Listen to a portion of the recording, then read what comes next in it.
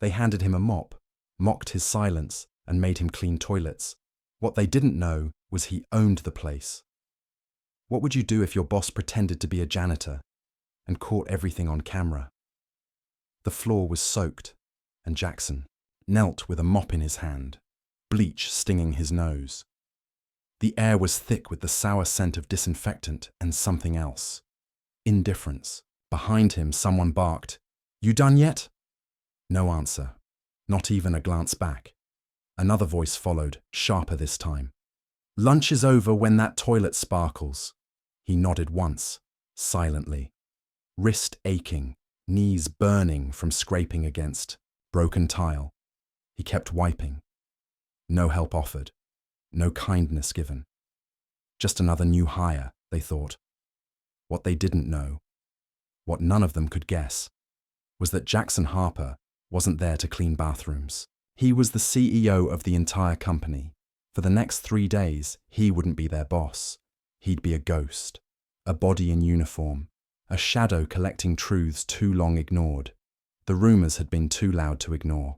Customers angry, good workers quitting. One store out of hundreds where morale had curdled into something toxic. Jackson didn't want a report. He wanted to feel it. So he stripped his name tag, left the driver home, and wore old boots no one would question. He walked in through the back, unnoticed. No smiles, no greetings. A boy at the front counter didn't even look up from his phone. A woman stocking cereal turned her back as soon as she saw him. That was his welcome. A stocky man in a wrinkled polo finally approached, glanced him up and down, then shoved a mop into his chest. "You're late," the man muttered. "Toilet's backed up. Start there." No handshake, no orientation, just orders. Jackson took the handle, wordlessly. As he turned to leave, a soft voice called out, "Wait!" He turned. An older woman, sleeves rolled up and eyes tired but kind, handed him a pair of gloves. "You'll need these." She didn't smile, but her tone was gentle. "Thanks," Jackson said quietly. She gave a small nod, turned away. He'd learned her name was Maria, but in that moment, she was the only one who treated him like a human being. And that meant more than she would ever know. The back room was a mess, smelling like old coffee and crushed cardboard.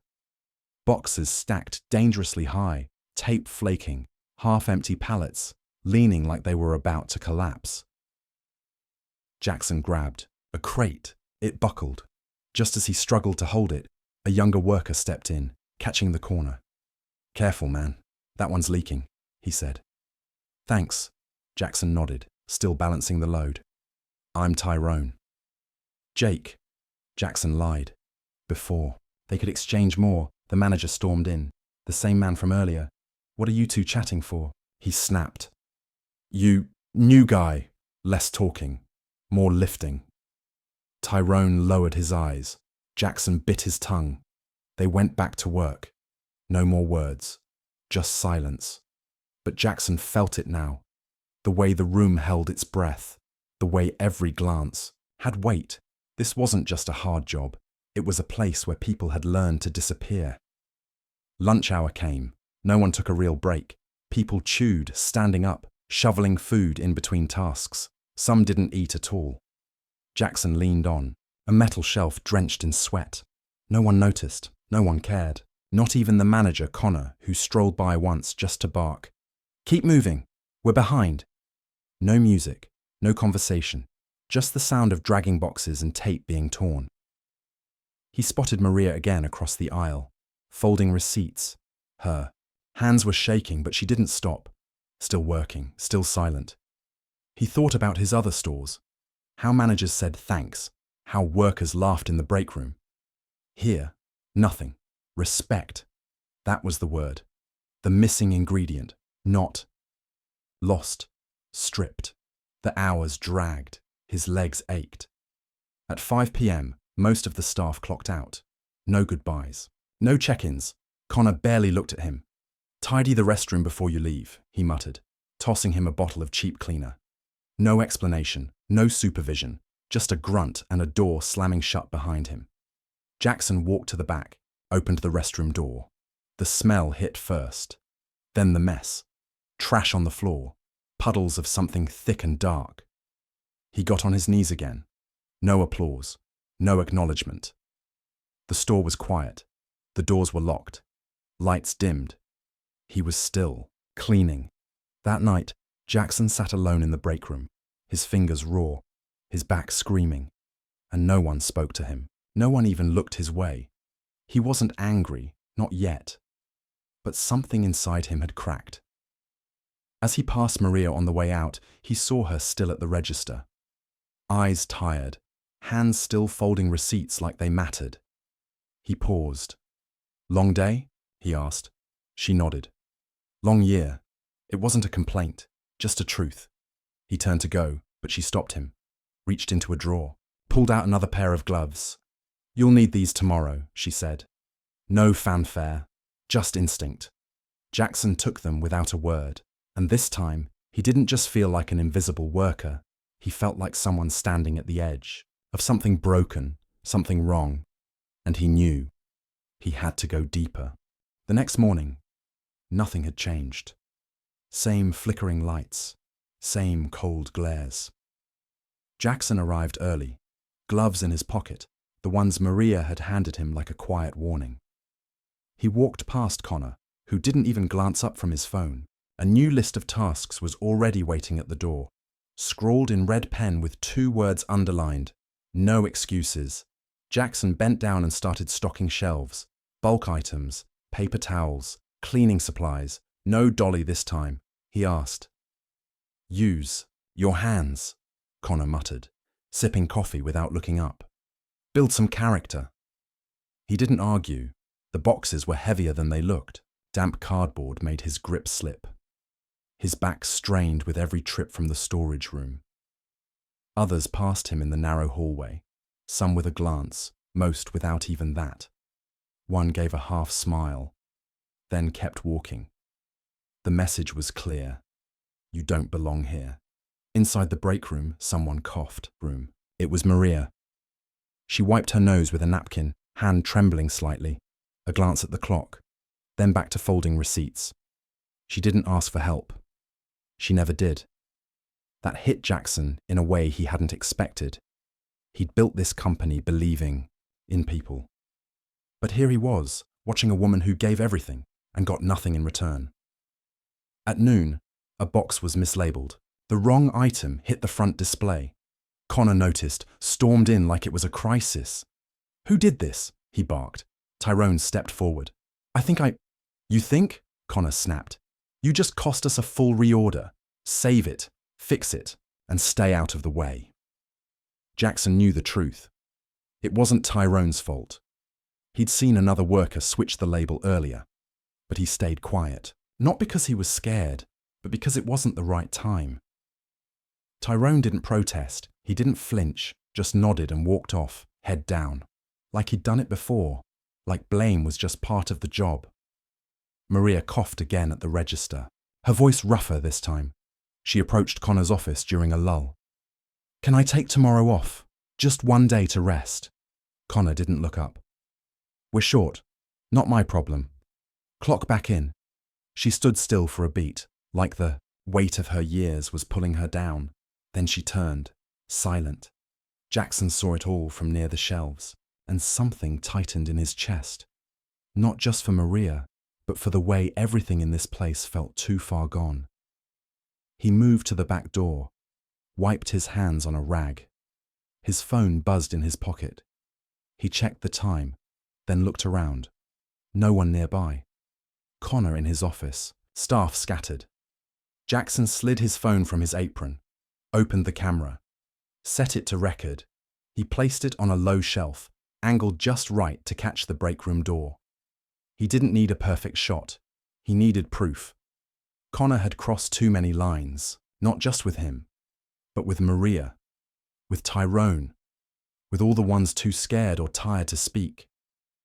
Jackson didn't feel brave. He felt tired. Tired of pretending this was normal. Tired of watching dignity drain from good people like a slow leak no one cared to patch. That afternoon, Maria was restocking detergent near the back aisle. Her hands moved like every joint hurt. "You been here long?" Jackson asked softly. She shrugged. 11 years. He paused. "That's a long time." She nodded. Long enough to know when people stop caring. No bitterness in her voice, just a quiet resignation, like weather she'd gotten used to. "I've never missed a season. Never late. Never called off. Not once." Jackson stared at her. "You ever get recognized for that?" She gave a tired smile. "Nope. But I get to keep my job. That's the prize, I guess." It wasn't anger. It was something worse. Acceptance. And that hit Jackson harder than anything. Later, he sat alone in the break room again, that same vending machine humming, that same cracked clock ticking too loud. He sipped bad coffee. Thought about Maria, Tyrone, himself. It wasn't the job that broke people. It was being invisible. And Jackson knew. Tomorrow, the silence would be broken. But tonight, he'd keep listening. Because what people didn't say was sometimes the loudest sound in the room. Day 3 started early. Jackson arrived before the store lights even flickered on. The silence was thick, heavier than ever. He walked past empty aisles, past the shelves he knew by heart, and made his way straight to the back room. He reached into his coat pocket and pulled out a small camera, just a basic one, nothing flashy, taped it behind the cleaning supplies shelf, angled it carefully toward the break room door. Then another, tucked behind a column on the loading dock, aimed just right to catch the floor where Connor usually stood barking orders. One more near the office, not enough to raise suspicion, just enough to hear, to see. He wasn't nervous. He wasn't even angry anymore. He was focused. This wasn't revenge. This was evidence. Too many people had been silenced for too long. Now they wouldn't have to explain. They'd be seen. Mid-morning, Connor leaned against the break room counter, half-unwrapped sandwich in hand. 2 employees stood near him, listening, or pretending to. "You know what I tell new hires?" Connor said, smirking. "Push the older stuff first. Doesn't matter if it's close to expiring." One guy chuckled. The other just looked down. Connor kept going. "Don't waste time helping those slow-ass customers. Focus on the ones with money." Jackson stood 2 aisles away, loading boxes. He heard every word. So did the camera. It wasn't laziness. It was culture. Repeated. Rewarded. Never checked. At the back entrance, near the time clock, 2 employees whispered in a huddle. One held an extra badge. "You sure he's not coming in today?" He texted. Said to clock him in. Beep. The system accepted it. They high-fived and walked off laughing. Jackson stood nearby, placing cleaning supplies onto a dolly. He didn't react, but the small lens taped under the rack caught it all. This wasn't some fluke. This was routine. No one worried about getting caught, not because they were clever, but because no one ever watched. Until now, an elderly woman stood at the register later that afternoon.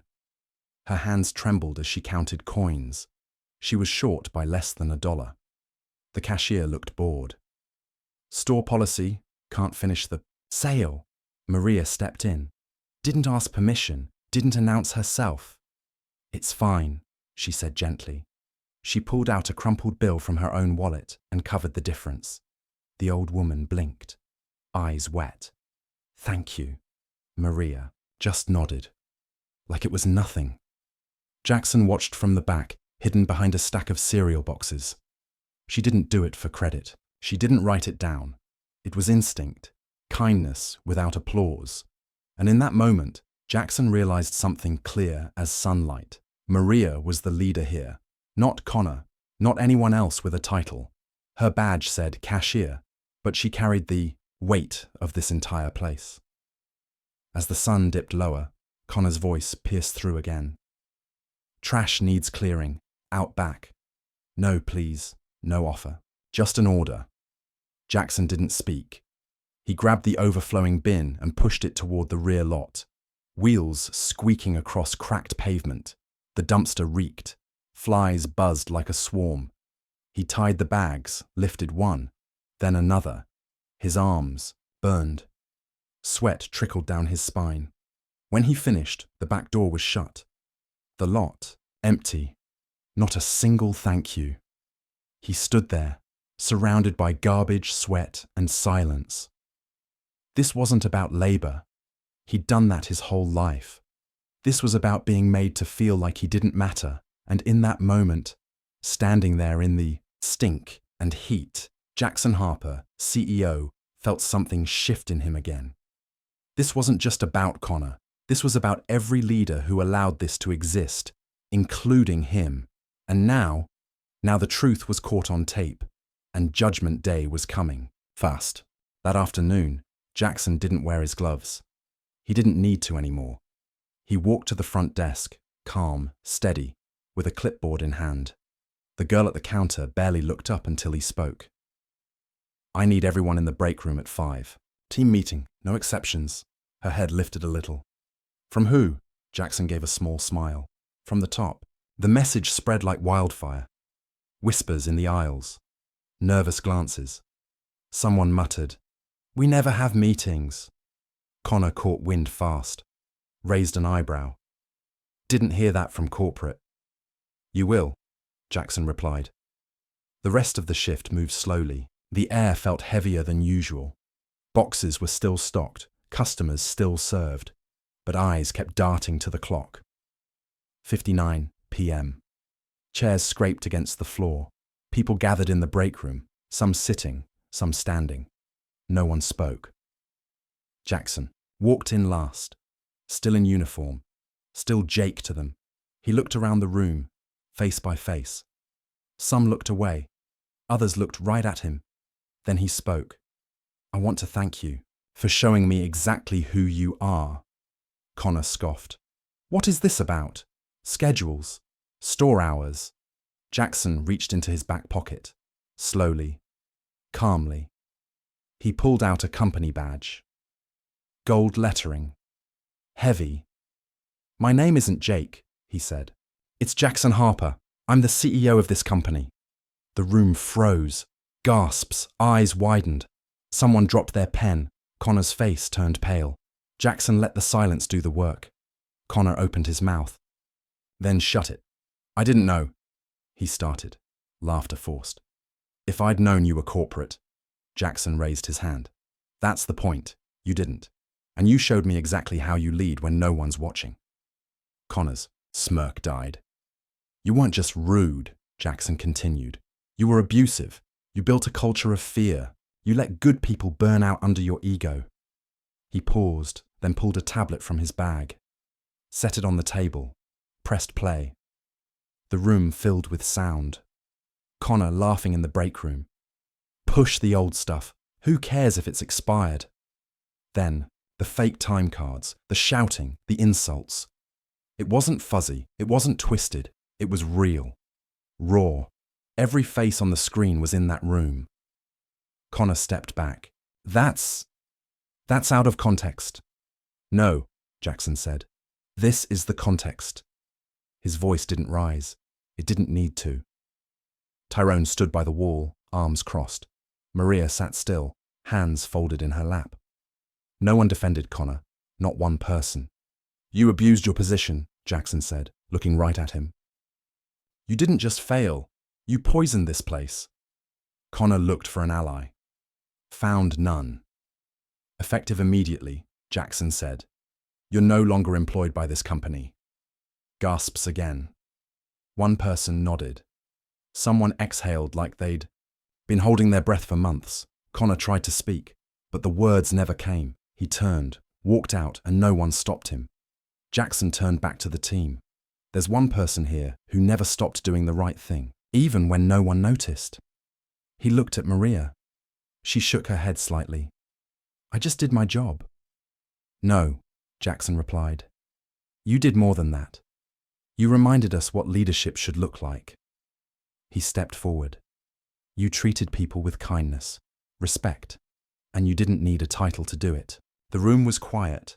then a single clap, then more. Maria's eyes glistened, but she didn't speak. She didn't need to. Jackson turned to Tyrone. You spoke up when it counted, even if it was only a whisper. I didn't do much, Tyrone said quietly. That's what makes it matter, Jackson said. He pulled out a paper. This is an offer to our leadership program. We don't hand these out, but you've earned it. Tyrone didn't move at first. Then he stepped forward, took the paper with both hands. The room felt different now, lighter, real, not fixed, but no longer broken. Maria stepped beside Jackson. Thank you, she said. He nodded. It should have come sooner. And that was the truth. 4 weeks passed. No cameras this time, no speech, no clipboard. Jackson walked through the same front doors, but now, not one person looked away. Eyes met his. A few even smiled. The music played soft overhead. Shelves neatly arranged. No one was slumped or rushing like a ghost in their own job. He didn't come to check up. He came to see, and what he saw was different. At the front register, Maria stood tall, calm. Her name badge didn't say cashier anymore. It said manager. She spoke to a young couple, gently answering their questions. There was no rush in her voice, no strain in her face. She moved like someone who finally belonged. In the back, Tyrone was organizing shipments, his tone steady, giving directions. People listened, not out of fear, out of trust. An elderly man dropped a can. 2 workers rushed to help. No one laughed. No one walked past. Jackson stood quietly near the exit, watching. It didn't look like a miracle. It looked like respect. The same respect that had been missing. Before, now visible in the smallest of things. A younger employee approached Maria with a question. She leaned in, answered patiently. No snapping, no eye rolls, just guidance. She wasn't barking orders. She didn't need to. Leadership hadn't changed her. It had simply let people see who she already was. A customer stopped her, thanked her for helping last week.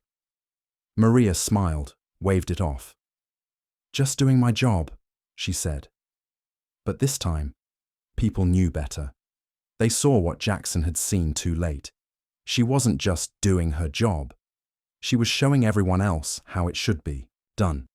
Jackson sat in his car a few minutes before pulling away. He looked back at the building, not as a CEO, but as someone who had once been invisible inside it. He remembered the first day, the mop, the smell of bleach, the silence that screamed louder than any insult. Now, it was different. Not perfect, but better. He hadn't fixed everything. But maybe that was never the point. Change didn't start with rules. It started with people, with Maria, who kept showing up, with Tyrone, who spoke when no one else would, with a janitor who watched, and finally, acted. He didn't need to check the numbers. The store would be fine. The bigger shift had already happened. It wasn't just a team that had changed. It was the culture, and that didn't come from commands. It came from one decision at a time. One act of kindness, one moment of courage, one voice that refused to stay silent. Jackson rolled down his window as he pulled away. Fresh air rushed in. No big farewell, no applause. Just a quiet exit from a place that had finally found its voice. And somewhere inside him, that voice echoed louder than ever. What kind of leader listens when no one is speaking? And what kind of company do we become when we finally start to hear? Because the moment you stop listening is the moment your company stops breathing. So ask yourself, if your boss went undercover tomorrow, what would they see? Respect is rare, but it shouldn't be. Like, share, and remind someone what real leadership looks like.